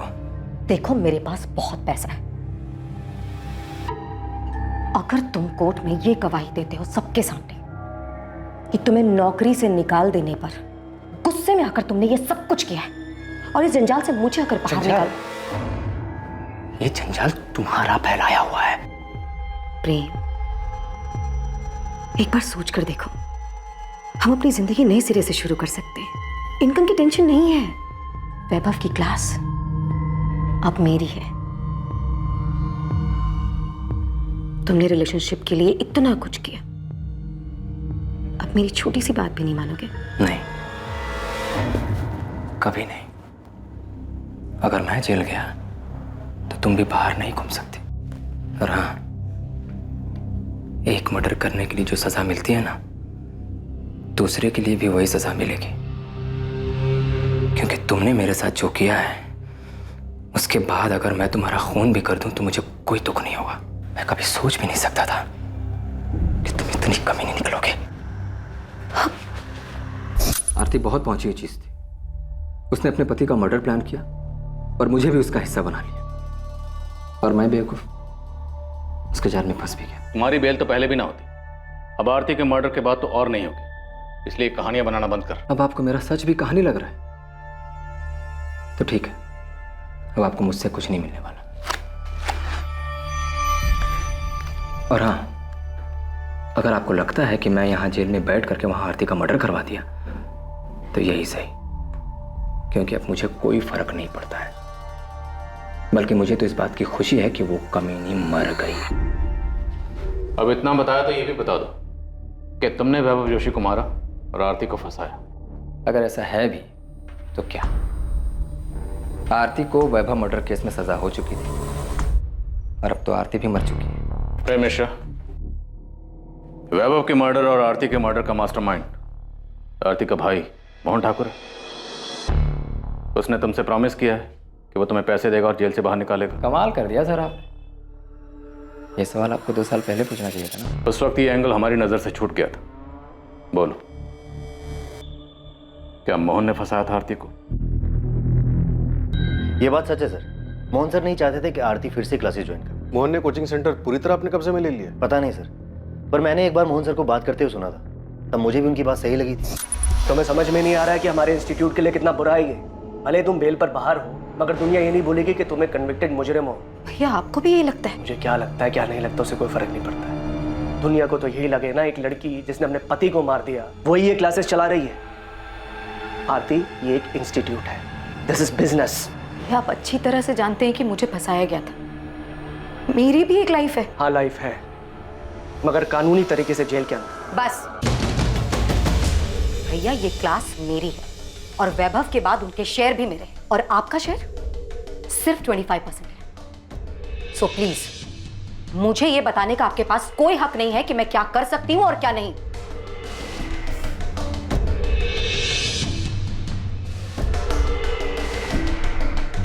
ये बात भी सच है सर, क्या आरती मोहन सर की जिम्मेदारी बन गई। वैभव के मर्डर में आरती के अरेस्ट होने के बाद जब कोचिंग सेंटर मोहन ने संभाला, तब क्या कभी उसकी किसी हरकत से ऐसा लगा कि वैभव के मर्डर में उसका भी हाथ हो सकता है? सर मुझे तो कभी उनके बिहेवियर से ऐसा कुछ लगा नहीं, पर हाँ क्लासेस में बातें होने लग गई थी कि वैभव सर मर चुके हैं, आरती जेल में है, और ये सब कुछ अब मोहन सर का ही। साहब, ये दोनों जिन्होंने आरती को मारा है वाराणसी के तो नहीं, क्योंकि मेरी टीम ने पूरा शहर छान मारा लेकिन कहीं दिखे नहीं। मेरी टीम अभी काम पे लगी है, हो सकता है आसपास की।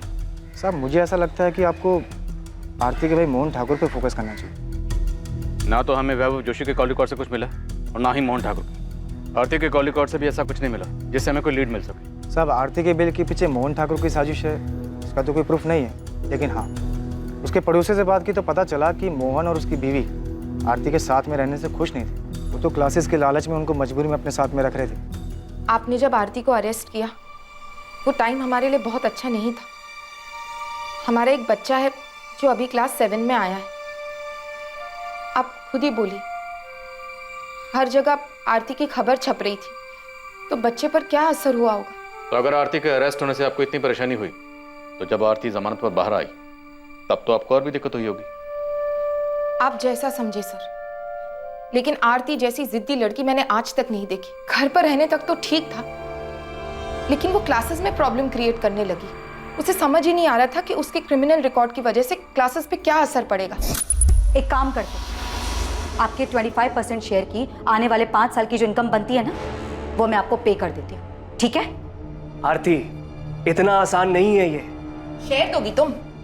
2 साल जब तुम पर तुम्हारे पति के मर्डर का केस चल रहा था ना, और फिर तुम्हें सजा हुई, तो यही थे जिन्होंने क्लासेस संभाली थी। ये बात बार बार बोलकर आप मुझे क्या जताना चाहती हैं? आप दोनों ने मिलकर बहुत बड़ा महान काम किया है मुझ पर। वो क्लासेस मैं और मेरे पति मिलकर चला रहे थे। वही पति जिसका तूने खून कर दिया। एक नंबर का घटिया और एहसान फरामोश इंसान था वो। बुरा मत मानो, तुम भी ना कुछ कम नहीं हो। आरती, तुम्हें पता भी है तुम्हारे यहाँ रहने से हमें क्या क्या सुनना पड़ता है? उस वक्त भी लोगों ने हमें न जाने क्या क्या कहा था। वाह, आपको तो सब याद है, लेकिन ये याद नहीं होगा कि पति का मर्डर करने वाली उसी औरत की क्लासेस की कमाई पर आप ऐश कर रही हो। लेकिन हाँ, मेरे यहाँ रहने और क्लासेस ज्वाइन करने से आप लोगों की जिंदगी तबाह हो जाएगी। तुम्हें यहाँ पर रहने से कौन मना कर रहा है? तुम रहो ना यहाँ पर, तुम्हारा ही घर है। हम बस इतना चाहते हैं कि तुम क्लासेस से दूर रहो। हमने आरती को कितना समझाया, लेकिन उसने हमारी एक नहीं सुनी। क्लासेस जाना छोड़ा नहीं उसने। और आपके पति मोहन ठाकुर? मेरे पति आरती के बड़े भाई, क्लासेस शुरू करने में उन्होंने ही उसकी हेल्प की थी, जिसके बदले मोहन को कोचिंग के प्रॉफिट में शेयर मिलता है। हाँ, तो ये उनका हक बनता है, लेकिन मेरे पति लालची इंसान नहीं है कि क्लासेस के लिए अपने जीजा और बहन का मर्डर करवा देंगे। सुषमा जी, हम यहाँ सिर्फ आरती के मर्डर की बात कर रहे हैं। आपके पति ने वैभव जोशी का मर्डर किया या नहीं किया, ये तो हमने पूछा ही नहीं। ये तो आप खुद कह रही। हाँ, वो तो मैंने यूं ही बोल दिया। हो सकता है ये लोग तुम्हें भी सवाल जवाब के लिए बुलाएंगे, मगर बिल्कुल आराम से शांति से जवाब देना। बोल दिया क्योंकि आप उन पर इल्जाम लगाए जा रहे हैं। इल्जाम तो हमने लगाए नहीं सुषमा। क्या वैभव जोशी का मर्डर आपके पति मोहन ठाकुर ने करवाया, और अब आरती का मर्डर भी उन्होंने करवाया? नहीं सर, ऐसा कुछ भी नहीं है।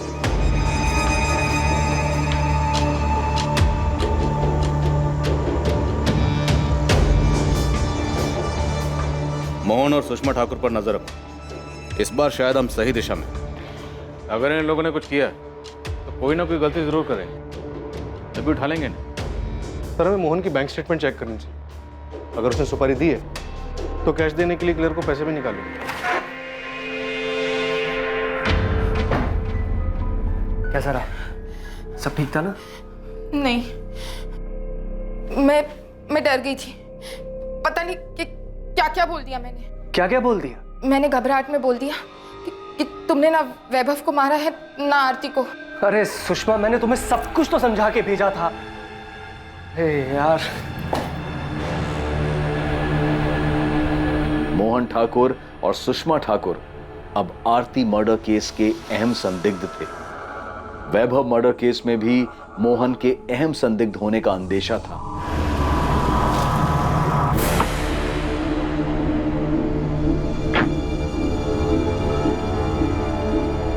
प्रेम मिश्रा से भी लगातार अलग अलग तरीके से पूछताछ की गई, इस उम्मीद में कि शायद प्रेम से कोई लीड मिल पाए जिससे वैभव और आरती मर्डर केस में मोहन की भागीदारी का पता चल सके।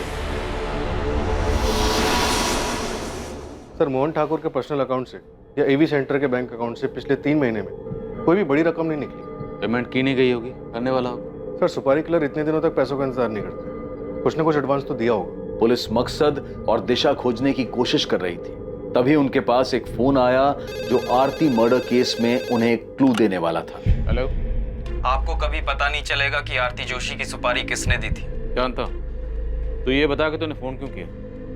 ये कंफर्म करने के लिए कि हमें कुछ पता चला है या नहीं चला? ये बताने के लिए कि तुम लोग कातिल के बहुत करीब होकर भी बहुत दूर हो, उस तक इतनी आसानी से नहीं पहुंच पाओगे जैसे वैभव जोशी मर्डर केस में नहीं पहुंच पाए थे।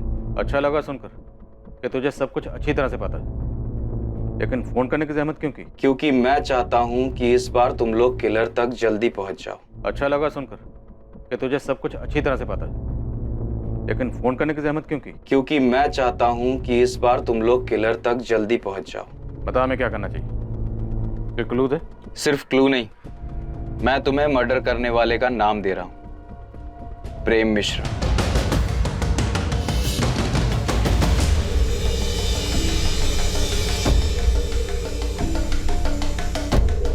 बिना पिछले 2 महीने में तो किसी भी अपराधी की बेल नहीं हुई है। क्या फिर भी आप अपने रिकॉर्ड में चेक करके बता सकते हैं कि प्रेम मिश्रा अब किसके साथ सेल शेयर कर रहा था और उनमें से कौन कौन बाहर है और किस किस से उसकी बातचीत थी? तो शायद हमें थोड़ी हेल्प हो जाएगी। पर मुझे लगता नहीं है कि प्रेम मिश्रा ने कुछ किया होगा। तुम्हें तो पता ही है कि ये स्टेट शीटर्स बिना अपने फायदे के कोई भी काम नहीं करते। और भला यहाँ जेल में बैठकर प्रेम मिश्रा क्या दे सकता है उन्हें? सर, फोन इलाहाबाद के पीसीओ से किया गया था, लेकिन पीसीओ वाले को याद नहीं है कि फोन किसने किया था। इस तरह अचानक से फोन आना, प्रेम मिश्रा का नाम लेना, वैभव जोशी मर्डर केस की याद दिला रहा है। याद है वो नौकरी के नाम पर झांसा देने वाले रैकेट की इन्फॉर्मेशन के लिए फोन आया था, जो योगेश पाल ने हमें गुमराह करने के लिए किया था? सर, एक कॉल भी वैसे ही लग रहा है जैसे वैभव जोशी मर्डर के टाइम पर आरती से गुमराह करने के लिए हमें किया गया था, लेकिन इस बार शायद मोहन ठाकुर से डाइवर्ट करने के लिए किया गया। नहीं सर, मोहन ठाकुर नहीं लग रहा। सर वैभव जोशी के टाइम पर आरती हमारी प्राइम सस्पेक्ट नहीं थी और उस वक्त हमें गुमराह करने का मकसद था कि हमारा ध्यान अपने प्राइम सस्पेक्ट से आरती की तरफ न जाए। और शायद इस बार भी कातिल हमारी प्राइम सस्पेक्ट लिस्ट में नहीं है। लेकिन वो कौन है जो अभी तक हमारी सस्पेक्ट लिस्ट में नहीं है? गीता? कहीं वो गीता तो नहीं जिससे कॉलर हमारा ध्यान हटाना चाहता है?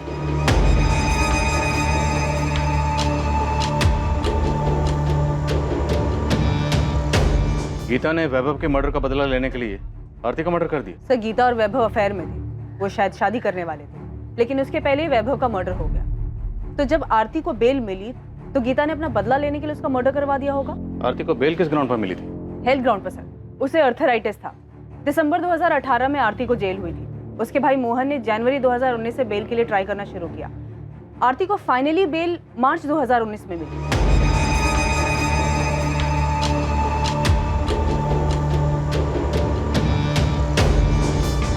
क्या हुआ? पुलिस ने उस बारे में कुछ पूछा? नहीं, पुलिस को उसके बारे में कुछ नहीं पता। अगर बाद में पता चला तो? अब अगर पूछेंगे सब बता दूंगा। वीना, ये वैभव की मां मीनाक्षी जी ने अपना घर कब बेचा था?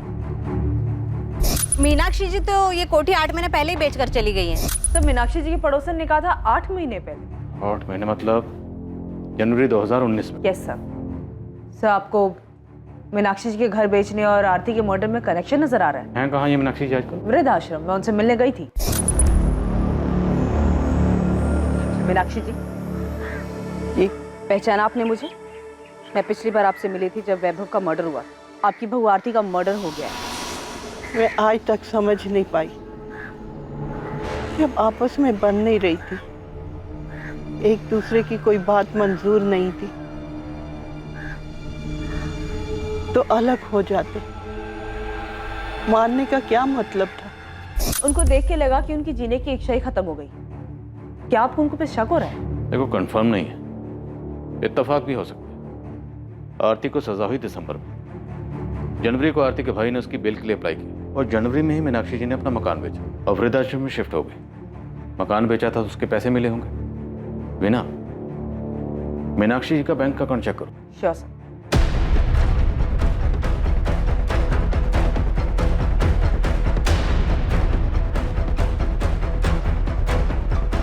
उस्मान, मीनाक्षी जोशी के कॉल रिकॉर्ड्स नहीं है क्योंकि वो फोन यूज ही नहीं करती। सर बिना फोन के कोई कॉन्टैक्ट प्लेयर को सुपारी कैसे देगा?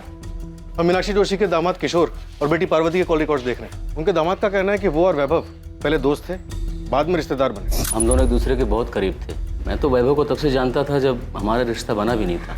लेकिन ये पार्वती और किशोर तो मीनाक्षी को देखने तक नहीं जाते। तुम दोनों पे नजर रख, कभी कभी तीर अंधेरे में भी निशाने पर लग जाता। मैं मूर्तिगंज पुलिस स्टेशन से assistant sub inspector Veena Shukla बोल रही हूँ। मुझे एक अकाउंट की डिटेल जल्द से जल्द चाहिए। मैं रिक्वेस्ट मेल कर दे रही हूँ, थोड़ा जल्दी कीजिएगा।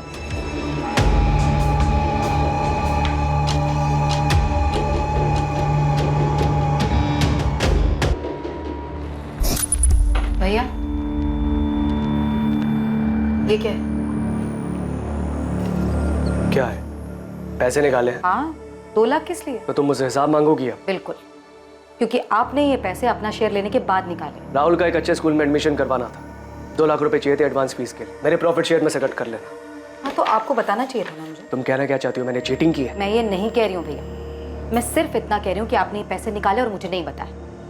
मैं भी जिंदा हूँ, मरी नहीं हूँ। सड़ रही थी तुम जेल में, मैंने दिन रात एक करके पैसा खर्च करके तुम्हें जेल से बाहर निकाला और तुम मुझ पर, अपने बड़े भाई पर चढ़ रही हो। तुम ये बात घर पर आकर भी कर सकती थी ना, वहाँ क्लासरूम में करने की क्या जरूरत थी? और अगर तुम भूल गई हो तो मैं याद दिला दूं कि तुम्हारे भैया ने भी क्लास में पैसे लगाए। भाभी वैसे भी ना भैया का बिजनेस ठप पड़ा हुआ, तो ये सारे खर्चे जो चल रहे हैं ना वो क्लासेस के पैसों से ही चल रहे हैं, तो ज्यादा एहसान जताने की जरूरत नहीं है मुझ पर। हाँ भैया, वैसे एक बात और, दोबारा आप कोई भी ट्रांजैक्शन करेंगे तो मुझसे पूछ कर ही कीजिएगा, फिर चाहे मैं जेल में ही क्यों ना। आप बिजनेस में शेयर होल्डर, मालिक नहीं।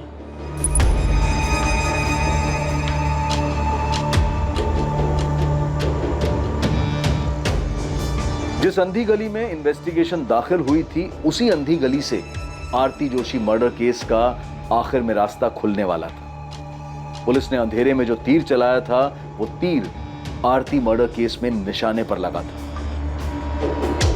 लेकिन इस सफलता से पहले एक उससे भी बड़ी सफलता इस केस में सामने आने वाली है। हाँ उस्मान बोल, पार्वती और किशोर का कुछ पता चला? सर वहाँ कुछ मिले या ना मिले, यहाँ 2 पंटर मिले, ये वसीम बेग और बिलाल कुरैशी। कौन है ये दोनों? मैडम ने आप लोग को बुलाया है।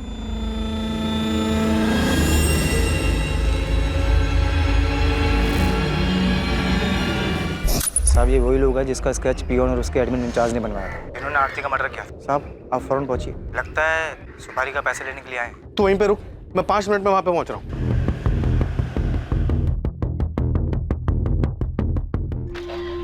सर, आपका शक सही था, काफी घुमाकर प्लानिंग की गई। मीनाक्षी जोशी के अकाउंट से पैसे दिए गए? नहीं सर, लेकिन घर बेचने के बाद की कहानी कुछ और है जो हमसे छुपाई गई। हमसे चूक हो गई सर, हमने सिर्फ मोहन का अकाउंट चेक किया, लेकिन घर बेचने के बाद मीनाक्षी जी को 55 लाख रुपए मिले, जिसमें से 40 लाख रुपए उन्होंने पार्वती के अकाउंट में ट्रांसफर किए। ये किशोर और पार्वती तो कुछ और ही कहानी सुना के गए थे।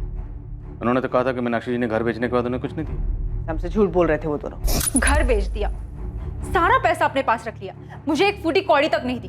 पार्वती और किशोर कुछ ज्यादा ही ओवर एक्टिंग कर गए। सर उनको तबीयत से तोड़ते सारी एक्टिंग निकल जाएगी। Sir 102 number.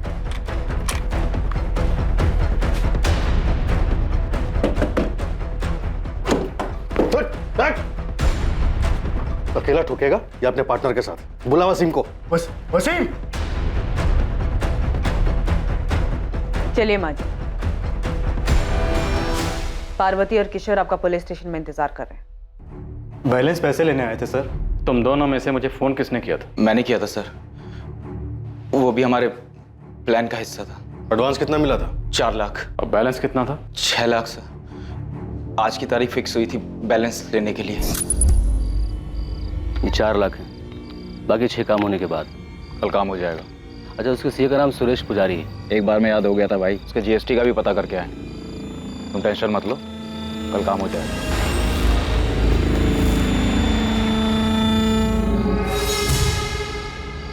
कल हो जाएगा माँ। कह दिया उसे कि उसे भी उतना ही दर्द होना चाहिए जितना मेरे बेटे को हुआ था। उसे दर्द होगा, वैभव से ज्यादा दर्द होगा उसे। आरती को मारने की प्लानिंग आपने जनवरी में शुरू कर दी थी। मैं पहले ही मारना चाहती थी, लेकिन जनवरी में पक्का कर लिया था। आज फिर कोर्ट में उसकी बेल की सुनवाई है माँ। बस उसे बेल जल्दी मिल जाए।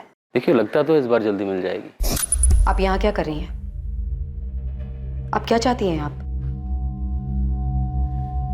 तुम तो शुरू से ही कहती रही कि तुमने वैभव को नहीं मारा। बस मैं ये जानना चाहती हूँ सच क्या है। माँ मुझे आपसे कुछ नहीं चाहिए, मैं आपके पास नहीं आऊंगी। जैसी तुम्हारी मर्जी। बस मैं तो ये जानना चाहती हूँ कि तुमने वैभव को मारा है। बोल बेटा, तुमने ही मारा है ना? हाँ मैंने मारा वैभव को, क्योंकि वो अपने घटियापन और अपनी गंदी चीजों से बाज नहीं आ रहा था। 5 सालों में जो दर्द और जो तकलीफें उसने मुझे दी है, वही दर्द मैं उसे देना चाहती थी। हाँ मैंने मारा है आपके बेटे को, क्योंकि मैं आपके बेटे से नहीं बल्कि प्रेम मिश्रा से प्यार करती हूँ। पर तूने मुझे पहले कभी कुछ बताया क्यों नहीं? मैं अपने बेटे से बात करती, वो तेरे रास्ते से हट जाता और तू अपनी जिंदगी जी लेती। मैं उसे छोड़ना नहीं चाहती थी, मारना चाहती थी। मैं ये घर बेच दूंगी और वृद्धाश्रम चली जाऊंगी, और वहां पे तुम दोनों में से कोई भी मुझे मिलने नहीं आएगा, और इस तरह किसी को मुझ पे भी शक नहीं होगा और तुम लोगों पे भी नहीं होगा। उन पैसों से मैं आरती को मरवाऊंगी। मार दिया मैंने उसे, मार दिया। उसे वही दर्द दिया जो उसने मेरे बेटे को दिया था। मैं कबूल करती, ये सब मैंने अकेले किया है। इसमें मेरी बेटी और दामाद का कोई लेना देना नहीं। मीनाक्षी जी, कानून किसी की मर्जी या खुशी के लिए काम नहीं करता। आरती के मर्डर के लिए दोनों को भी सजा होगी। देखिए मैंने जो कुछ भी किया, मुझे इस बात का कोई अफसोस नहीं। मैं अपना जुर्म कबूल करता हूँ। मुझे भी कोई अफसोस नहीं है। अपने बेटे की मौत का बदला लेके खुश हैं आप? हाँ, मुझे बदला लेना था। उसने मेरे बेटे को मारा, मैंने उसकी जिंदगी खत्म कर दी। मीनाक्षी जी, आपने सिर्फ आरती की जिंदगी खत्म नहीं की, बल्कि अपनी बेटी और दामाद की जिंदगी भी खत्म कर दी। मोहन और सुषमा को डर था कि बेटे के एडमिशन के लिए निकाले गए 2 लाख रुपए कहीं उन्हें बेवजह आरती मर्डर केस में ना फंसा दें। प्रेम मिश्रा और उसके दोनों साथी वैभव मर्डर केस में जेल में सजा काट रहे हैं। किशोर राजपूत, बिलाल कुरैशी, वसीम बेग, पार्वती राजपूत और मीनाक्षी जोशी को आरती मर्डर केस में बुक किया गया है। कोई ये कैसे सोच सकता है कि किसी की जिंदगी खत्म कर देने से रिश्तों में आई इन दूरियों का समाधान हो सकता है? ऐसे घिनौने विचार सिर्फ एक रिश्ते से छुटकारा पाने के लिए दिमाग में पनप भी कैसे सकते हैं? और ऐसे विचारों को कोई कैसे स्वीकार कर सकता है? आखिरकार वैभव की हत्या से आरती को क्या हासिल हुआ? और बदले की भावना से आरती की हत्या करके मीनाक्षी जोशी, उसकी बेटी और दामाद को क्या मिल गया? हत्या किसी झगड़े का हल नहीं हो सकती और ना ही किसी मुसीबत का अंत हो सकती है, बल्कि ये मुसीबतों की शुरुआत होती है जिसका अंत बहुत ही नुकसानदायक और दर्दनाक होता है। सही और आसान उपाय यही है कि अलग हुआ जाए और अपनी जिंदगी अपनी मर्जी से आगे बढ़ाई जाए। अब मैं अनूप सोनी आपसे विदा लेता हूं। कल रात 11 बजे आपसे फिर मुलाकात होगी एक और नए केस के साथ। और याद रखें, क्राइम और आपके बीच में सिर्फ इतना फर्क है कि आप कितने सतर्क हैं। सतर्क रहें, सुरक्षित रहें, नकारात्मक विचारों से दूर रहें और अच्छे विचारों को जगह दें। जय हिंद। इस तरह के और भी एपिसोड देखने के लिए हमारे चैनल को सब्सक्राइब करें और बेल आइकन दबाना ना भूलें।